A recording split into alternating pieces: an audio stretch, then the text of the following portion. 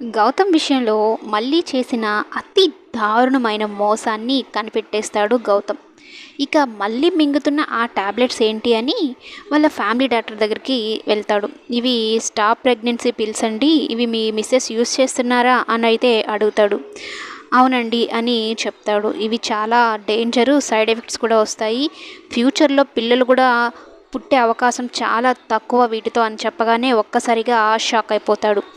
పెళ్లి రోజు సందర్భంగా నాకు మంచి గిఫ్ట్ ఇస్తానని చెప్పని నా సంతోషానికి దూరం చేస్తావా అని అయితే అనుకుంటూ మళ్ళీ చేసిన మోసాన్ని తిప్పికొట్టాలని ఆ డాక్టర్స్ దగ్గరే సేమ్ అలాగే ఉండే ట్యాబ్లెట్స్ అయితే తీసుకొని ఆ బాటిల్లో వేసి అక్కడ పెడతాడనమాట. నెల తిరిగేలోపు నువ్వు ప్రెగ్నెంట్ అన్న విషయాన్ని నువ్వే చెప్పుకుంటా వస్తావు అని అయితే అనుకుంటూ చేస్తాడు. మొత్తం తను చేసిన మోసాన్ని ఒక్కసారిగా గుర్తు చేసుకొని బాధపడతాడు. ఓవైపు మాలిని విషయంలో గుడికెళ్ళిన మాలినికి ఒక ఆవిడ వచ్చి బొట్టు పెట్టేస్తుంది. బొట్టు పెడితే ఒక్కసారిగా షాక్ అయిపోతుంది మాలిని. నా లైఫ్లో ఇలాంటివి ఉండవు, నా అరవింద్ చనిపోయాడు, నాకు ఈ బొట్టు పూలు గాజులు దూరం అని అయితే అనుకుంటూ ఉంటే ఇక తుడిపేస్తూ ఉంటుందన్నమాట ఆ కుంకుమని. అంతలో ఆకాష్ వస్తాడు.